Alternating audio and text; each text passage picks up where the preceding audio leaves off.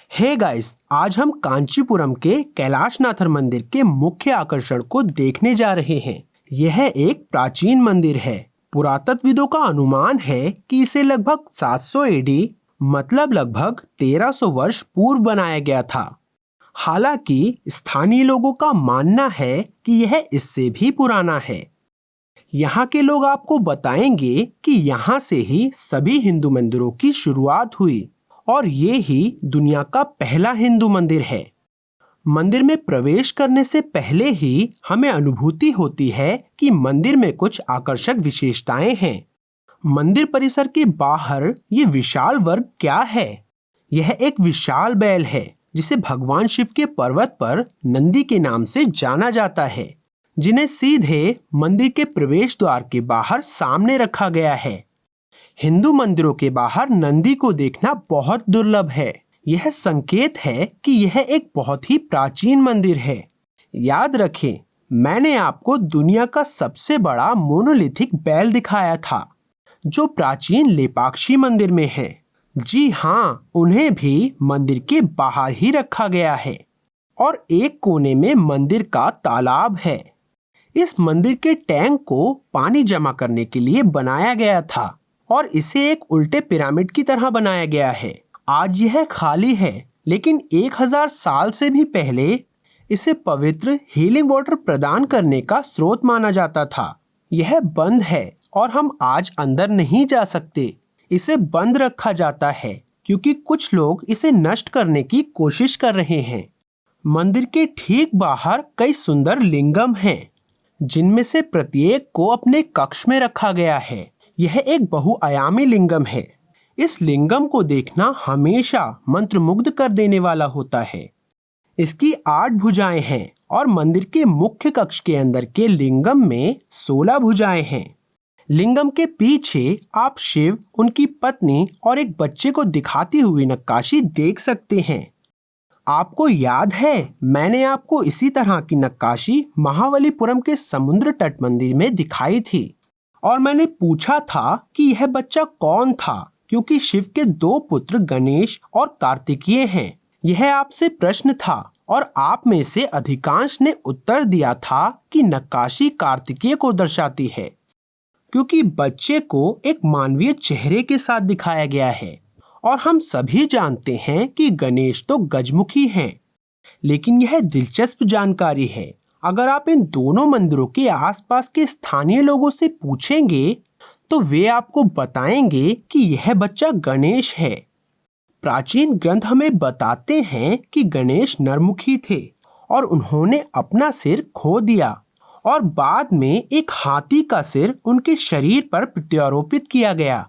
स्थानीय लोगों का मानना है कि इस मंदिर का निर्माण गणेश के सिर को खोने से पहले किया गया था। यही कारण है कि इन नक्काशियों में गणेश को नरमुखी दिखाया गया है। यहाँ से लगभग 150 मील की दूरी पर एक और मंदिर है, जिसे आदि विनायकर मंदिर कहा जाता है। यहाँ भी गणेश को गजमुखी नहीं बल्कि नरमुखी दिखाया गया है। ऐसा कहा जाता है कि यह मंदिर गणेश द्वारा अपना मूल सिर खोने से पहले बनाया गया था। क्षमा करें, मैं एक लंबी कहानी में भटक गया। अब यहाँ इस तरह के कई लिंग हैं और यहाँ एक खाली गड्ढा है जहाँ एक लिंगम हुआ करता था, लेकिन अब यह यहाँ नहीं है। लेकिन यहाँ एक लिंगम है जो कृत्रिम पत्थरों या जियोपॉलीमर से बना प्रतीत होता है। इन लिंगमों की एक श्रृंखला है और वो आधार से जुड़े हुए हैं, जो किसी प्रकार के गोंद से आधार या योनि के साथ जुड़े हैं। इन लिंगमों के कैलाशनाथर मंदिर के बाहर होने का क्या कारण है? इन्हें लोगों को सिखाने के लिए मॉडल के रूप में इस्तेमाल किया गया था कि विभिन्न प्रकार के लिंगम कैसे बनाए जाते हैं। याद रखें, मैंने आपको बताया था कि एलोरा की गुफाओं में स्थित कैलाश मंदिर इस मंदिर के नमूने पर ही बनाया गया था। ठीक है, तो चलिए अब मंदिर के अंदर प्रवेश करते हैं और देखते हैं कि अंदर क्या है। मंदिर शिव की शानदार नक्काशी के लिए प्रसिद्ध है। जो विवरण और विशेषताएं आप यहाँ देखते हैं वो कहीं और नहीं देखी जा सकती हैं। प्रत्येक नक्काशी हमें एक अलग कहानी बताती है। इस विशाल नक्काशी को देखिए। केंद्रीय आकृति भगवान शिव की रहस्यमय मुस्कान वाली आकृति है। मनुष्य की तुलना में शिव विशाल हैं। देखिए, उन्होंने अपने शरीर पर बहुत कम कपड़े पहने हैं, लेकिन जूते भी पहन रखे हैं, ऐसे फुटवियर जिसमें शॉक एब्जॉर्बर लगे हुए हैं। नहीं, इसे गंभीरता से देखें। यह एक शानदार विवरण है। इसके पीछे की कहानी क्या है? कहानी यह है कि कुछ संत अपनी पत्नियों की वफादारी पर बहुत गर्व महसूस करने लगे और आध्यात्मिकता में रुचि खोने लगे। शिव एक भिखारी के रूप में आते हैं ताकि उन्हें सबक सिखा सकें। उन्होंने लगभग कोई वस्त्र नहीं पहने हैं। उनके बाल मंत्रमुग्ध कर देने वाले हैं। उनके जटा के विवरण को देखिए और महिलाएं पूरी तरह से खो जाती हैं और पहली नजर में ही वे मंत्रमुग्ध हो जाती हैं। देखिए, दाईं ओर की महिला क्या देख रही है। लेकिन सबसे महत्वपूर्ण विशेषता उनका शरीर नहीं है, यह शिव की उंगली है। देखिए कैसे शिव अपनी एक उंगली दिखा रहे हैं। इसका क्या अर्थ है? यहाँ कुछ है जो मिट गया है। प्राचीन भारतीय बहुत चतुर थे। वे हमेशा बैकअप का उपयोग करते थे। यहाँ इसी मंदिर में एक और नक्काशी है और यह भी वही कहानी दिखाती है। अब हम देख सकते हैं कि शीर्ष पर एक संत है जो सीधे शिव के सामने है और शिव की एक उंगली संत के लिए एक चेतावनी संकेत है, जिसकी पत्नी अब शिव के चरणों में है।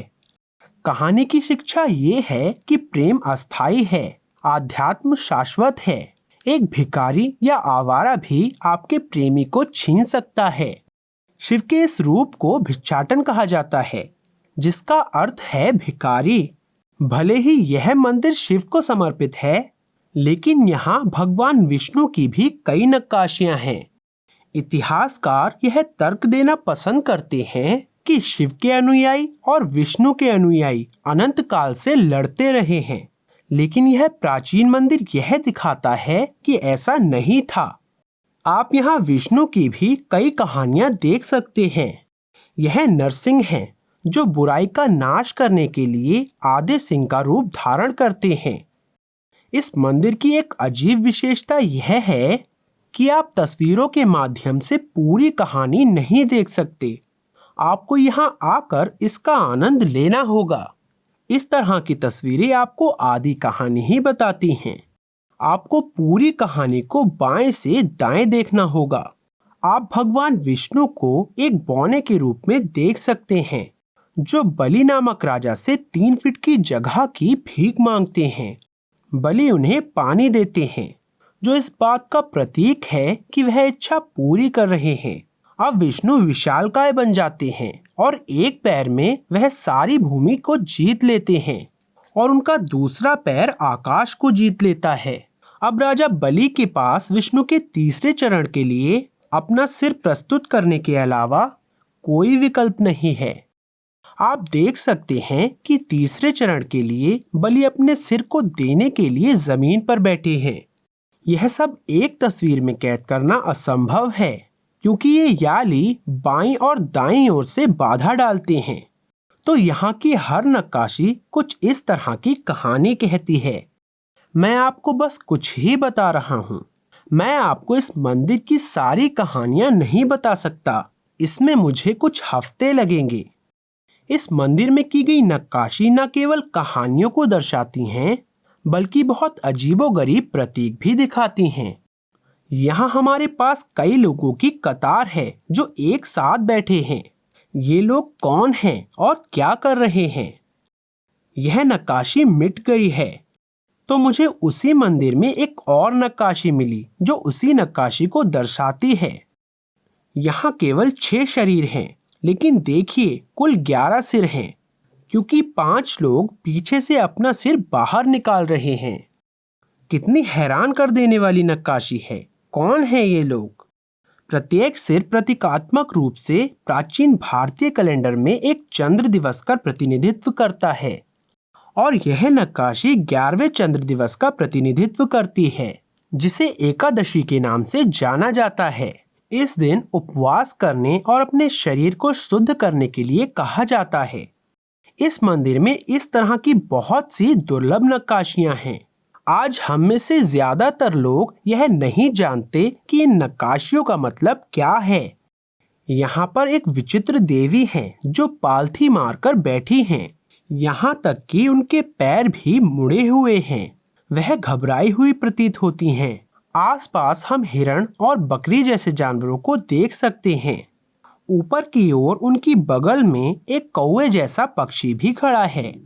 यह कौन है और यह कहानी क्या है? मैं आपको इसका अंदाजा लगाने दूंगा। आप मुझे अपना उत्तर कमेंट सेक्शन में बताएं। एक आकर्षक विवरण जो आप देख सकते हैं वह है इन नक्काशियों पर पेंट के निशान। मूल रूप से यह मंदिर सब्जियों से बने प्राकृतिक रंगों से समृद्ध रूप से चित्रित किया गया था। हम पूरे मंदिर में अभी भी कुछ अवशेष देख सकते हैं। भारत पर ब्रिटिश कब्जे के दौरान उन्होंने इस मंदिर का जीर्णोद्धार करने का प्रयास किया, जिसके परिणाम स्वरूप यह वर्तमान स्थिति बनी। मंदिर से एक और महत्वपूर्ण जानकारी का पता लगता है। अधिकांश मंदिरों में शिव को मानव चेहरे के साथ दिखाया गया है, लेकिन यहाँ कई नक्काशियों में भगवान शिव के मुंह से नुकीले दांत निकलते हुए प्रदर्शित किए गए हैं। यह एक अवतार है जिसे दक्षिणामूर्ति कहा जाता है, जहाँ वे योग मुद्रा में बैठे हैं। फिर से उनके मुंह से निकलने वाले नुकीले दांतों को देखिए। याद कीजिए, मैंने आपको कोलंबिया में यही विवरण दिखाया था, जहां कई मूर्तियों के नुकीले दांत दिखाए गए हैं। प्राचीन समय में इस संस्कृति और प्राचीन कोलंबियाई संस्कृति के बीच एक कड़ी हो सकती है। कोलंबिया में हम शिव को लिंगम के रूप में भी देखते हैं। शिव मंदिर क्या है? क्या इसमें एलियंस दिखाई नहीं देते हैं? कुछ दुर्गम इलाकों में अजीबोगरीब प्राचीन एलियंस उकेरे गए हैं। इन्हें देखिए। इन छोटी छोटी आकृतियों को अजीबोगरीब हरकतें करते हुए देखना आकर्षक है। कुछ नृत्य करते नजर आ रहे हैं। एक एलियन खुद को कोई नुकीली चीज घोंप रहा है, तो कोई किसी और को सूली पर चढ़ा रहा है। इन एलियंस को शिवगण के रूप में जाना जाता है और आमतौर पर विक्षिप्त और विकृत प्राणियों के रूप में चित्रित किया जाता है, और वे शिवलोक नामक ग्रह से आते हैं। बौने एलियंस की बात करें तो यहाँ कुछ संरचनाएं बहुत बड़ी हैं। एक चट्टान से बना यह विशाल पत्थर का टैंक एक उत्कृष्ट उदाहरण है। इसे पानी की टोटी के नीचे रखा जाता है, इसलिए जब वे भगवान शिव को मुख्य कक्ष में स्नान कराते हैं तो पानी यहाँ जमा हो जाता है। यहाँ आप एक और दुर्लभ नक्काशी देख सकते हैं। इन 7 देवियों को सप्तमातृका के रूप में जाना जाता है, जिसका अर्थ है 7 माताएं। इस क्षेत्र में जिन्हें आमतौर पर इन कन्या के रूप में जाना जाता है। ये देवियां काफी अजीब हैं और इनका एक लंबा इतिहास है, लेकिन हम में से अधिकांश यह नहीं जानते कि ये मातृकाएं क्या दर्शाती हैं। मातृका शब्द सभी भारतीय भाषाओं में आता है। याद रखिए, सभी भाषाओं में व्यंजन और स्वर होते हैं। उदाहरण के लिए अंग्रेजी में हमारे पास 21 व्यंजन और 5 स्वर हैं। भारतीय भाषाओं में 7 व्यंजन समूह हैं और इनमें से प्रत्येक देवी एक व्यंजन समूह का प्रतिनिधित्व करती है। यही कारण है कि उन्हें सप्तमातृका कहा जाता है। मानिए या ना मानिए, हमारे पास बाद के मंदिरों में 8 मातृका या अष्टमातृका भी हैं। तो आप देख सकते हैं कि कैसे इस मंदिर में अजीब प्रतीकों का खजाना है। भाषाओं की 7 विशेषताएं, 11 चंद्र दिवस या एकादशी। आलस्य की देवी, मैंने इसके बारे में एक अन्य वीडियो में बात की है। 99% मंदिरों में ये नक्काशियां नहीं हैं। आप केवल बहुत पुराने मंदिरों में ही ये विशेषताएं पा सकते हैं, और समय के साथ विभिन्न रूपों में गिरावट आती है। इस मंदिर में बैल या नंदी क्षरण और मानव विनाश के उत्कृष्ट उदाहरण हैं। यह बैल पूरी तरह से क्षत विक्षत हो गया है और विशालकाय चूहे जैसा दिख रहा है, लेकिन किसी समय में यह कितना सुंदर और शानदार रंगों से रंगा हुआ रहा होगा। यह शर्म की बात है कि हमने इन सभी अमूल्य प्रतिमाओं को खो दिया है। दीवारों पर भी आप और अधिक बैल देख सकते हैं और ये जानवर उत्सुकता से मंदिर के अंदर की ओर देखते हैं। यह बहुत अलग है क्योंकि अधिकांश मंदिरों में नंदी हमेशा बाहर की ओर देखते हैं। मुझे आशा है कि आपने कैलाशनाथर मंदिर के मुख्य आकर्षण का आनंद लिया होगा। मैं प्रवीण मोहन, वीडियो देखने के लिए बहुत बहुत धन्यवाद। सब्सक्राइब करना ना भूलें और सभी अपडेट्स पाने के लिए घंटी के बटन को भी क्लिक करें। कृपया इस वीडियो को लाइक करें और मैं आपसे जल्द ही बात करूंगा। बाय।